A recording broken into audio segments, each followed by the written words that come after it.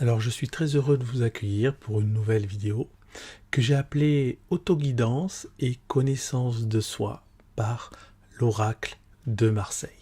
Si vous ne connaissez pas encore cet oracle, je vous invite à regarder la vidéo que j'ai consacrée à sa présentation ou bien attendre la fin de cette vidéo et il sera sûrement en page, en page de fin, tout simplement. Ce que je vous propose, en fait, c'est une déambulation à travers les cartes, certaines cartes, on ne va pas utiliser toutes les cartes, mais à travers certaines cartes de cet oracle, pour que vous puissiez voir un petit peu comment je peux l'utiliser, comment on peut l'utiliser pour soi-même, ou bien qu'on peut l'utiliser pour les autres. Comme ça, vous aurez des exemples pratiques, mais on va faire ça calmement, avec bienveillance, en musique. Et j'espère que cette vidéo vous aidera. Peut-être aussi que dans ce que je dirai, il y aura peut-être des choses qui résonneront en vous. Dans ce cas, prenez-les pour vous. Et s'il n'y a pas de résonance, laissez-les monter dans le ciel et regardez-les passer, tout simplement, sans y attacher aucune forme de pensée. Bon bah écoutez, je pense qu'on va se retrouver tout de suite après l'introduction. À tout de suite.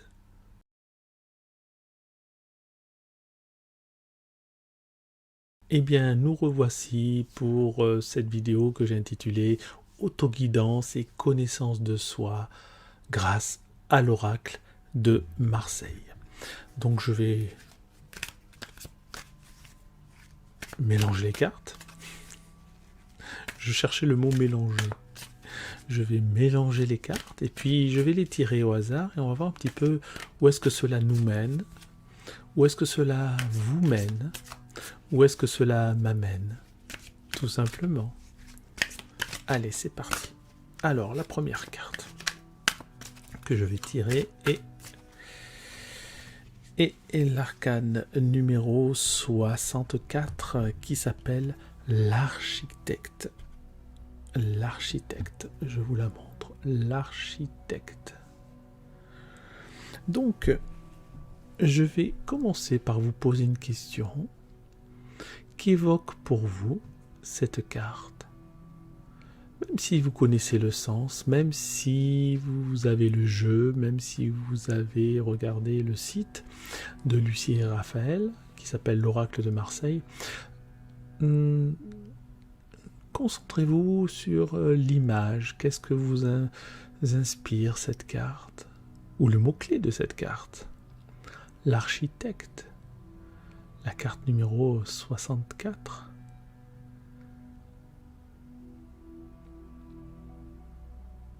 Eh bien, bon, je vais vous dire moi ce que ça m'inspire. Ça me fait penser au roi, pardon, à l'empereur.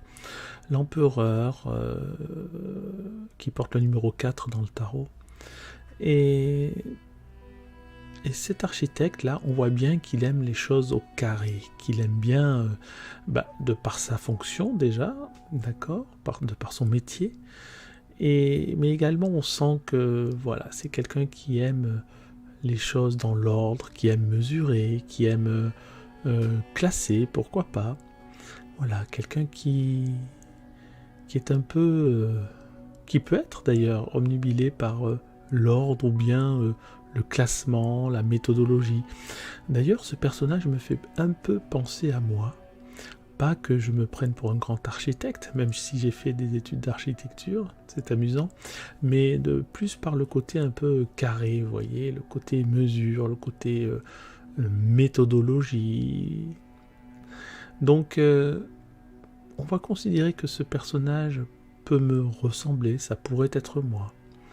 Ça pourrait être également un professeur, un mentor, quelqu'un qui nous a aidés dans la vie, quelqu'un qui nous a beaucoup appris, quelqu'un qui a appris à nous canaliser, à canaliser nos énergies, quelqu'un qui a appris à nous sentir utiles. Pourquoi? Parce que le métier d'architecte est fait partie des métiers utiles. Est-ce qu'il y a un métier inutile? Je pense pour ma part qu'il y a peut-être des métiers inutiles. Je ne sais pas. Je me suis pas. Mais en tout cas, architecte, voilà, on pense, c'est un peu comme médecin, comme infirmière, comme voilà, architecte, comme boulanger, comme voilà, il y a des métiers, on se dit, bah ouais, c'est bon, voilà, c'est un métier. Et puis il y a des métiers, bon, je dirais pas lesquels, mais qui pour moi me semblent peut-être un peu, pas forcément inutiles, mais plutôt superficiels et qui pourraient être transformés. Mais bon, c'est pas le débat du jour. En tout cas, voilà, un métier utile. Un métier qui sert aussi à loger les gens, voilà, on a envie, vous voyez, quand je dis loger les gens, il y a l'image aussi de mettre un toit sur les gens, vous voyez, une sorte de protection. Un architecte est aussi quelqu'un qui, de manière indirecte, peut vous protéger, parce que grâce à lui, vous avez un toit sur la tête. On peut se dire ça. C'est assez intéressant aussi. Donc il a une grande cape rouge. Bien sûr, le rouge, symbole d'énergie active, d'action. Et effectivement, on le voit avec ses deux bras bien occupés à travailler, à mesurer. Un petit peu comme un roi pourrait tenir un sceptre aussi, vous voyez. Donc c'est assez intéressant. Très belle carte de l'architecte. Donc on va essayer déjà dans un premier temps de voir qui pourrait représenter l'architecte chez vous. Ça pourrait être votre père, ça pourrait être votre grand-père, ça peut être votre patron, ça peut être votre frère, ça peut être votre mari, ça peut être vous-même. Hein, c'est d'ailleurs c'est pas parce que c'est un personnage masculin et que vous êtes une femme que ça ne peut pas vous représenter. Hein, ça peut vous faire penser à vous, tout simplement. Donc essayez déjà, dans un premier temps, je vous recommande de voir qui pourrait représenter cet architecte. Je vous laisse quelques secondes encore pour y penser, et puis nous tirerons une autre carte. J'inviterai une carte à sortir, j'inviterai une carte à me parler. Voilà, l'architecte. Bon, on va considérer, pour ma part, je considère que c'est moi, on va dire que c'est moi. De toute façon, c'est un exercice de style aussi, hein. On est là pour travailler ensemble,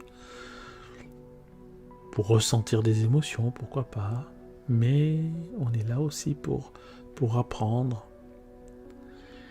On est tellement là pour apprendre qu'on est sur Terre pour apprendre, très certainement. Être heureux, être heureuse, bien sûr, et apprendre. Voilà, je pense que vous avez attribué un personnage, une personne de votre vie à cet architecte. Alors on va voir maintenant ce qu'on peut en dire de cet architecte. On va regarder ça tout de suite. Je prends une carte au hasard et cette carte c'est la tour. La tour, voilà, arcane majeur numéro 50, la tour. Il y a un effondrement. Amusant quand même. On a l'architecte qui construit, ou tout du moins qui construit des plans, et on a cette tour qui a été construite certainement par un architecte et qui s'effondre. Peut-être que nos croyances profondes, celles, vous savez, ces croyances qui nous rassurent, qui nous font du bien, comme quand on sent qu'on est sur la terre ferme et qu'on n'aime pas être sur un bateau et qu'on arrive de nouveau sur la terre ferme, on se sent en sécurité. Eh bien, il y a certaines croyances comme ça qui nous font du bien, qui nous permettent de nous sentir en sécurité. Et là, on sent bien qu'avec cette carte, il y a un effondrement de certaines, alors je dis croyances, j'ai envie d'utiliser aussi le mot certitude, certaines certitudes, vous savez, sur lesquelles on s'appuie. Le 1 plus 1 égale 2, par exemple. Qu'est-ce qui se passe si un jour on vous dit que 1 plus 1, ça n'est plus égal à 2 ?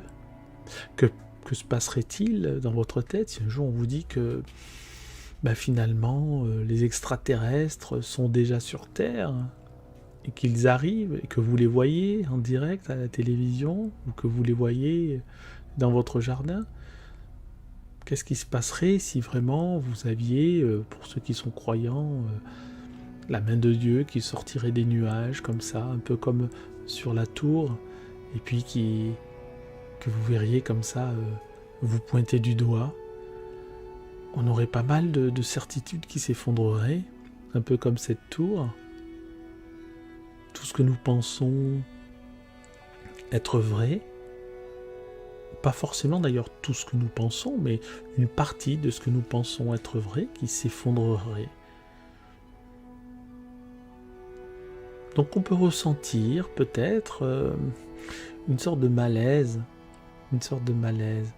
Alors je tiens à préciser que j'interprète cette carte de cette manière-là, mais j'aurais pu l'interpréter de manière très positive, hein, en disant que voilà, c'est un effondrement de quelque chose de négatif qui se passe, et donc quand quelque chose de négatif s'effondre, c'est le positif qui ressort. Mais je suis parti dans cette direction. Voilà, c'est juste pour vous dire qu'il y a toujours un rappel sur les deux faces d'une carte. Pas besoin qu'elle soit retournée, d'accord ? On peut l'interpréter d'une manière retournée, même si elle est à l'endroit. Donc en fait là, par rapport à l'architecte, c'est très intéressant. Par rapport à la personne que vous avez superposée, juxtaposée à cette carte de l'architecte, et bien voilà, il y a une sorte d'effondrement. Peut-être que c'est une personne que vous sentez forte et qui va peut-être, ou qui est en train de s'effondrer, ou du moins ses certitudes sont en train de s'effondrer, hein, par rapport à un conflit que vous pouvez avoir avec elle. Alors comme l'architecte me représente, dans ce cas-là, quel conflit je pourrais avoir, quel conflit interne je pourrais avoir avec moi-même. Voilà, il faut que je réfléchisse. Qu'est-ce que je pourrais avoir comme conflit ? Et oui, parce que j'aime bien que tout soit carré, bien établi. J'ai toujours une méthodologie quand je travaille. Et en fait, je me dis que peut-être je n'arrive pas, parce que j'aimerais bien créer un tarot, vous voyez, mais je ne suis pas assez bon dessinateur, et je me dis, mince. Et puis je suis un peu perdu. Est-ce qu'il vaut mieux que je privilégie les coachings tarot ? Est-ce qu'il vaut mieux que je privilégie l'apprentissage du tarot ? Est-ce qu'il faut mieux que je privilégie l'aspect connaissance de soi ? Qu'est-ce que vous préféreriez, vous, que je privilégie, que je mette en place comme formation, comme cours, comme stage, peu importe le nom, mais en tout cas comme outil de connaissance de soi. Voilà, ça me fait penser à tout ça. Alors on a l'effondrement finalement des bases, l'effondrement du solide, l'effondrement de nos certaines certitudes, d'accord ? L'effondrement de certains aspects de notre personnalité aussi, certains aspects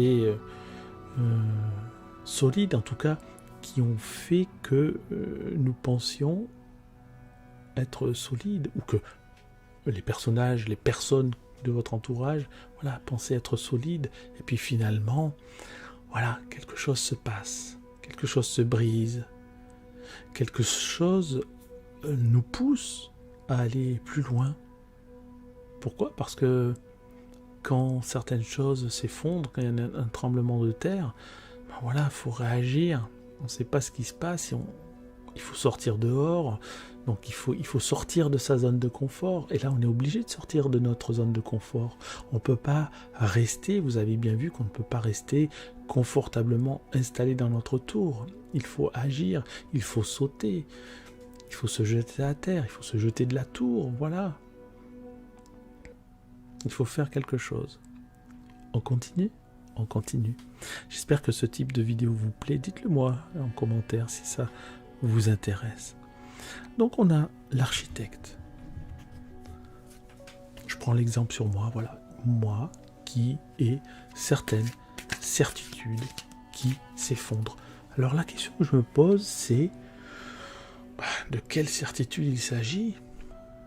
Parce qu'effectivement, j'ai émis des hypothèses, mais je ne vois pas vraiment, on va dire. Hein.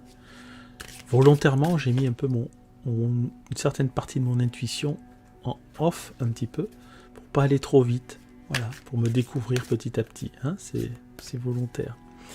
Alors, on va regarder quelle partie de moi-même, ou quelle partie de... Encore une fois, je répète, vous avez bien compris, hein, quand je parle de moi-même, vous faites la transposition avec les personnes que vous avez choisies. Ça peut être, encore une fois, être vous-même, ou quelqu'un de votre famille, vos amis, ou un mentor, un professeur, peu importe. Alors, qu'est-ce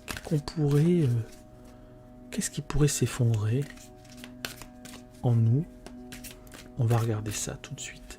Et je tire la carte de la connaissance. Voilà le point délicat, le point de fracture, j'ai envie de dire, le point de fracture, le point de rupture. La connaissance.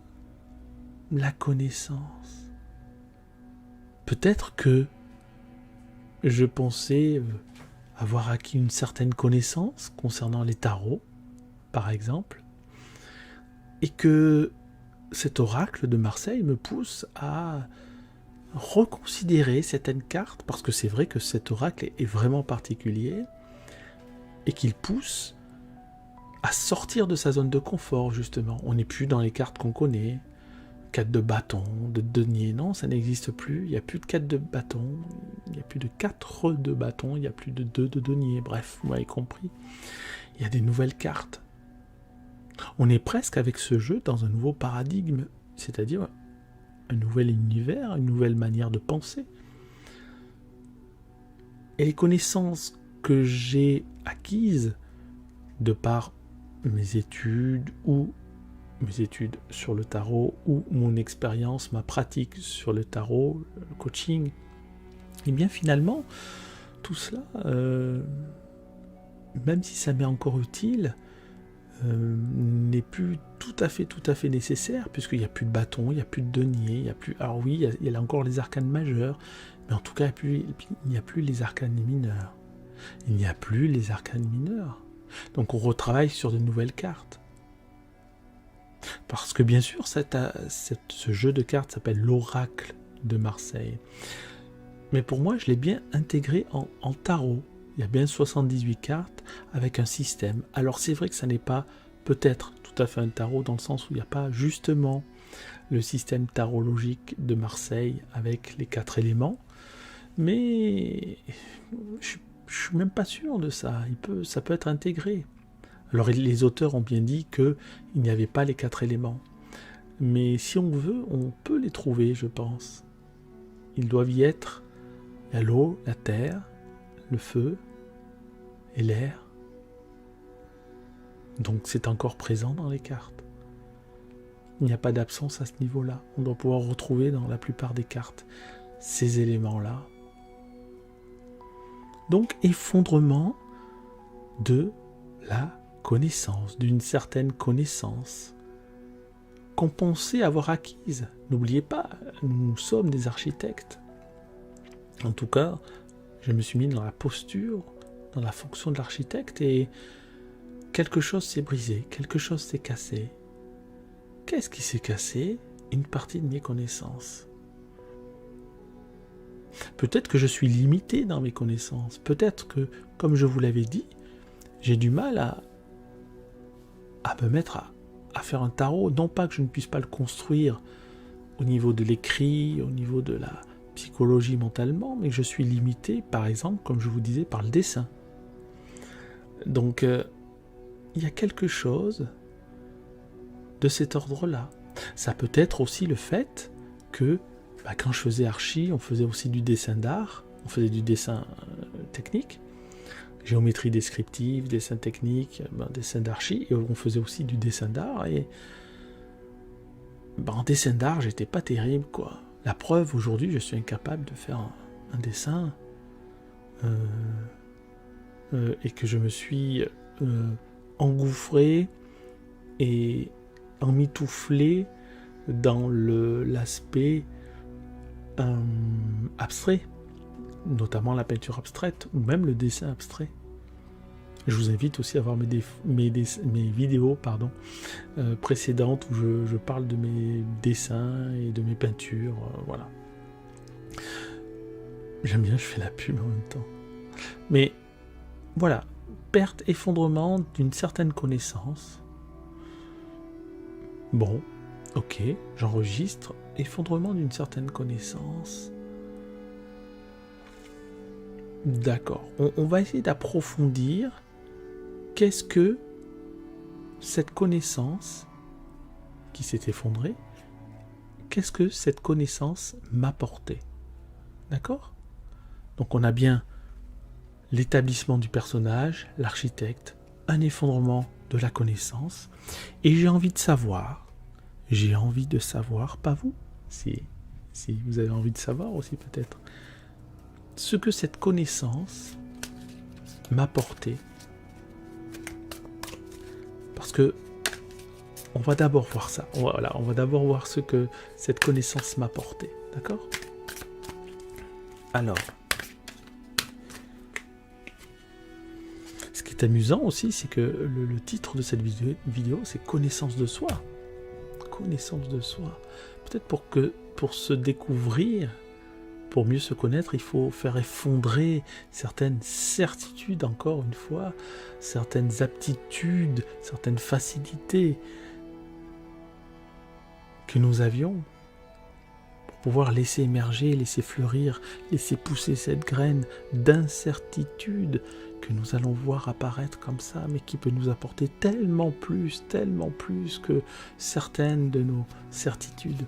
Alors, la contorsionniste, encore une tour, vous avez vu ? Encore une tour. Mais là, il s'agit de voir les choses différemment. Donc la question était, juste avant, qu'est-ce que nous apportait cette connaissance ? Eh bien, cette connaissance nous permettait de contorsionner, peut-être, la vérité. C'était peut-être facile pour nous, pour pouvoir vivre comme nous le faisons, ou pouvoir vivre comme je le faisais, d'avoir une sorte de filtre, vous savez, devant les yeux. Et finalement, ce filtre s'est déchiré, puisque cette connaissance, cette faculté que j'avais peut-être à distordre la vérité pour la voir autrement, contorsionner la vérité, contorsionner la vue que j'avais, peut-être qu'il est temps aussi de me redresser. Il est peut-être temps de me redresser. Peut-être temps de regarder les choses en face, dans la bonne direction. Peut-être que je me mentais à moi-même, moi qui suis un architecte, puisque c'est la carte qui le dit, moi qui suis un architecte, qui aime les choses carrées, droites, planes, lisses. J'étais dans une certaine vérité qui m'a rangé, et puis là tout s'effondre. Où il est bon de faire effondrer tout ça. Il est bon de faire effondrer tout cela pour voir les choses autrement, pour voir notamment ce que nous pensions savoir avec la connaissance, ce que nous pensions savoir, et voir ces choses-là d'une manière plus réelle que simplement avoir une vision distordue. Encore une fois, j'utilise le même adjectif, contorsionné, hein, distendu. Je ne vais pas utiliser le mot difforme, mais il y a un peu de ça aussi. Difforme, sans forme, déformé, de la même manière qu'on déforme la réalité. Bon, ok, d'accord, j'accepte. Alors, ok, quelque chose s'effondre. une connaissance. Cette connaissance, c'est la faculté que j'ai à peut-être voir les choses autrement, mais de manière qui m'arrange, vous voyez, en cachant certaines choses, en cachant certaines choses, en cachant certains pans de la vérité, en cachant certaines phases, certaines choses néfastes. Bon, là c'est le constat, c'est ce que me disent les cartes. Bon, on va voir un petit peu ce qu'on peut faire pour non pas y remédier, mais aller plus loin. C'est-à-dire, on a accepté ce fait, et maintenant, qu'est-ce qu'on fait? Qu'est-ce que je fais? Alors, je mélange les cartes. Toujours. Et on fait un petit entracte. Si cette vidéo vous plaît, n'hésitez pas à vous abonner, à mettre un like. Hein? Allez, je tire une carte. Et on a la bohème. C'est un petit peu la solution. Alors là, c'est une carte, c'est le début de la solution, on va dire la bohème. La bohème. Alors vous voyez qu'avec la bohème, on est loin de l'architecte. On s'éloigne de l'architecte. Il faut peut-être introduire une notion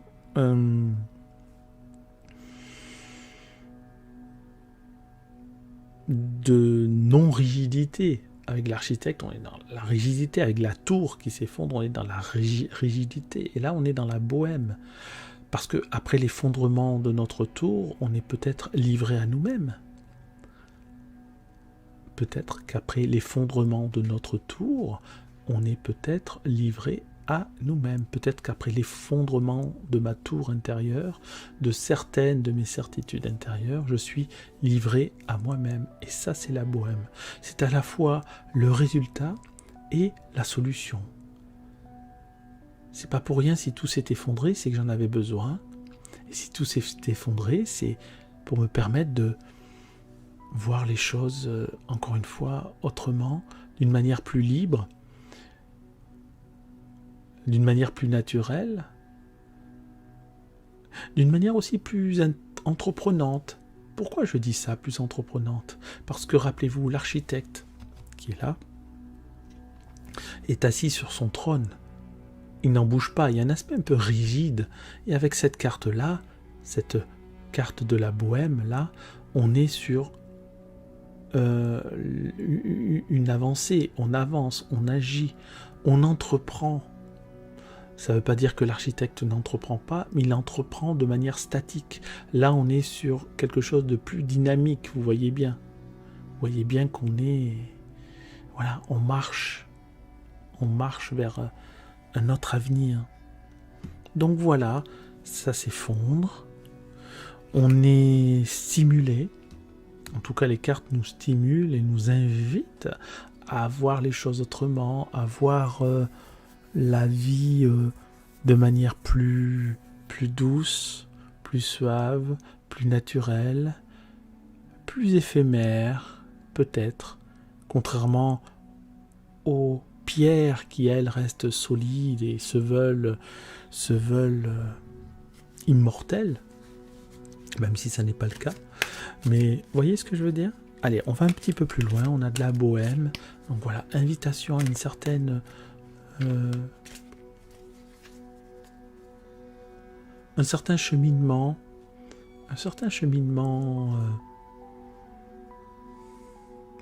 émotionnel.